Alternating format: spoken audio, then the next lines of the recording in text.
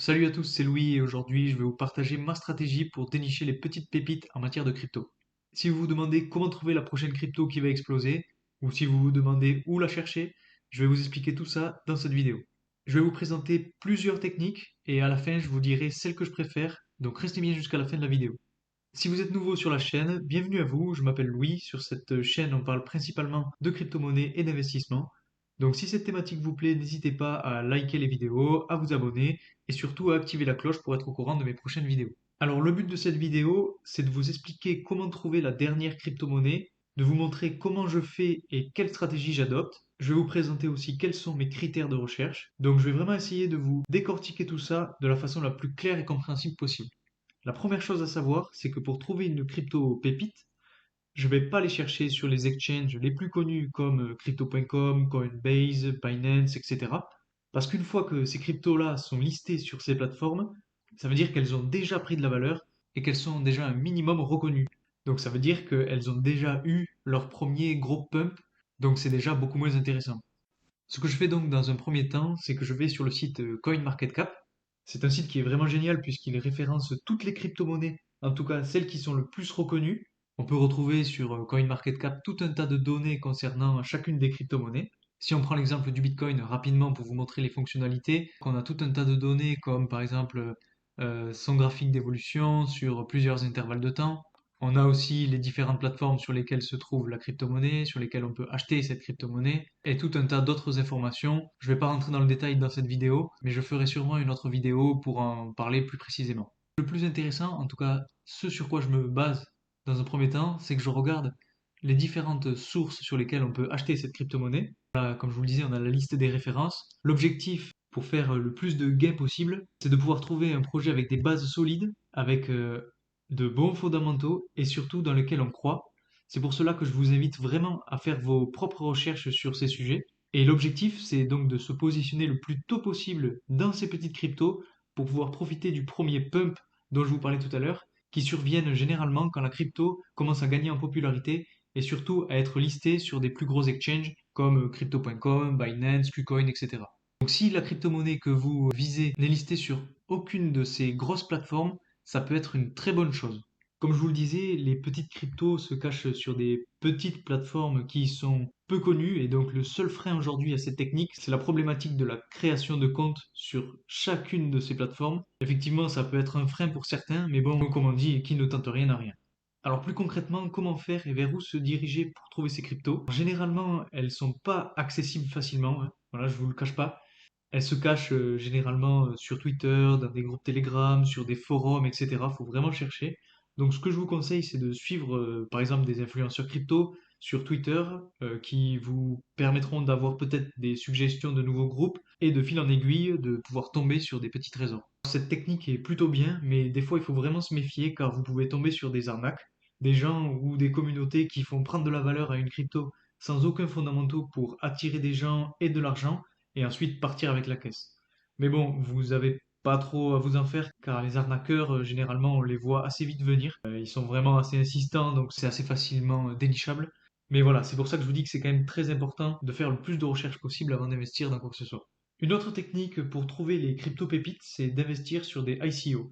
Alors qu'est-ce qu'une ICO? En fait, c'est un levée de fonds fait par une entreprise au tout début d'un projet. C'est un peu comme une prévente avant que la crypto soit listée sur les différents exchanges. Donc souvent, pour pouvoir profiter des ICO, il faut se rendre sur le site du projet en question. Par contre, ces ICO, il y en a énormément, mais il faut faire vraiment très attention car comme c'est une stratégie peu connue mais rentable, certains en profitent pour faire des arnaques, comme sur la précédente stratégie. Donc il y a une part de risque qui est quand même plus élevée, donc c'est pas vraiment la stratégie que je conseille. Enfin, la dernière technique, qui est celle que j'utilise personnellement, se déroule en plusieurs étapes. Quand je cherche une nouvelle crypto-monnaie, je commence d'abord par ouvrir CoinMarketCap, donc déjà première étape.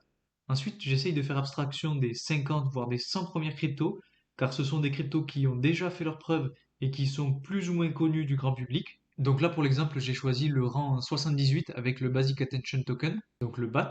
C'est une crypto-monnaie que j'adore puisque c'est une crypto-monnaie qui est issue d'un moteur de recherche qui s'appelle Brave et qui vous permet en fait de gagner en bande passante, de supprimer des pubs et en plus de ça d'être rémunéré en crypto-monnaie. Donc, bien sûr, je vous invite à télécharger ce moteur de recherche. Je vous ferai peut-être même une vidéo spécialement dédiée à ce moteur de recherche puisque je le trouve exceptionnel.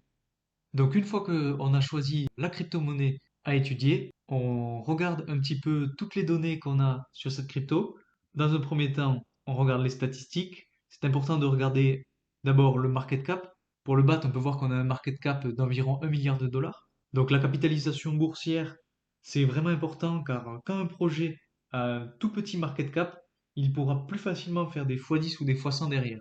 Ensuite, donc un autre point très important, c'est de s'intéresser au prix, bien sûr, de ce token. Si on est en dessous de 1 dollar, c'est tout aussi bien car la barre des 1 dollar, c'est une barre symbolique. Ensuite, on descend un petit peu plus sur la page et on tombe sur la courbe d'évolution. Ce que je fais habituellement, c'est je clique sur All pour avoir la courbe en entier depuis le début de la crypto-monnaie. On vérifie qu'il n'y ait rien d'inquiétant, comme par exemple une très grosse chute du prix, ce qui peut arriver suite à un hack par exemple. Cette crypto-monnaie a connu deux pumps lors de l'année 2022, mais avec toujours une évolution qui est croissante. On peut voir avec des bas qui sont toujours de plus en plus hauts. Donc pour moi, rien d'inquiétant.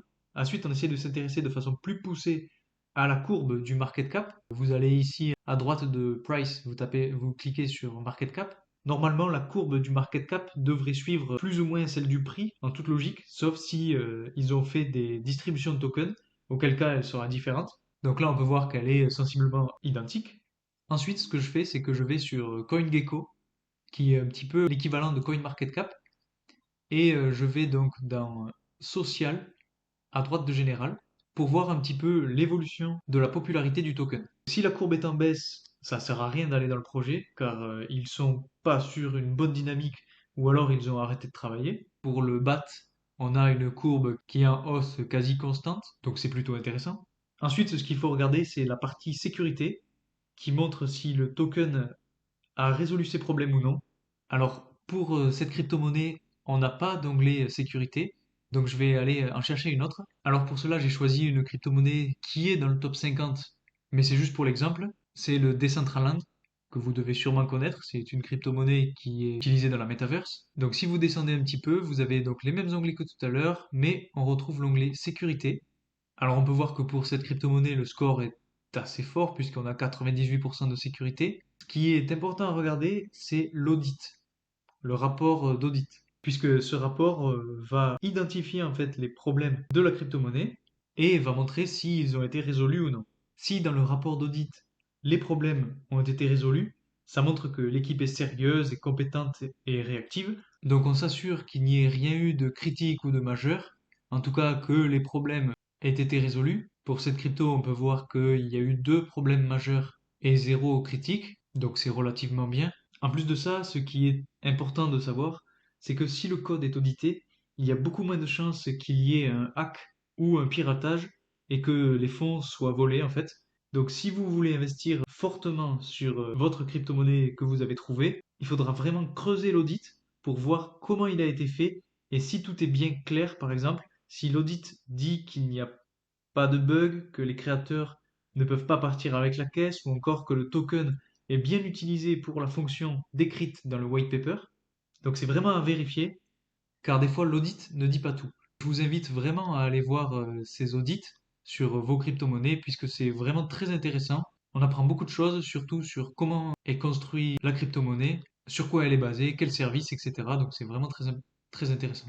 Et enfin, donc la dernière étape, j'en ai déjà un petit peu parlé tout à l'heure, c'est l'analyse des réseaux sociaux. Si la communauté est une vraie communauté, s'ils n'ont pas acheté des abonnés, et aussi s'ils sont actifs sur ces réseaux. C'est vraiment très important puisque une crypto-monnaie qui est active va gagner en popularité et potentiellement augmenter son prix. En plus de ça, ça permet de voir si le projet avance, s'ils partagent leur programme, les différentes étapes d'évolution prévues. C'est toujours très important d'avoir un vrai planning sur une crypto-monnaie pour savoir vers où ils vont et jusqu'à quand. Donc pour conclure, peu importe la stratégie que vous utiliserez, ce qui est important, c'est dans un premier temps de se renseigner un maximum sur les projets dans lesquels vous voulez investir. La deuxième chose, c'est de ne pas tout miser sur une même crypto, même si vous croyez dur comme fer au projet, car vous pourrez potentiellement vous en mordre les doigts par la suite si le projet est abandonné, si les développeurs partent avec la caisse, s'il y a un hack, etc. Donc ce que je vous conseille, c'est vraiment de diversifier vos investissements et donc de ne pas avoir tous vos œufs dans le même panier. Donc voilà, je vais arrêter avec toutes ces métaphores et toutes ces images. Bref, en tout cas, j'espère que j'ai été assez clair dans mon explication et que ça vous aura aidé. De mon côté, je trouve que cette recherche de petites cryptos, c'est comme une espèce de chasse au trésor que j'aime beaucoup faire car lorsque je tombe sur une bonne crypto et que derrière vous avez des résultats, je vous garantis que c'est jouissif.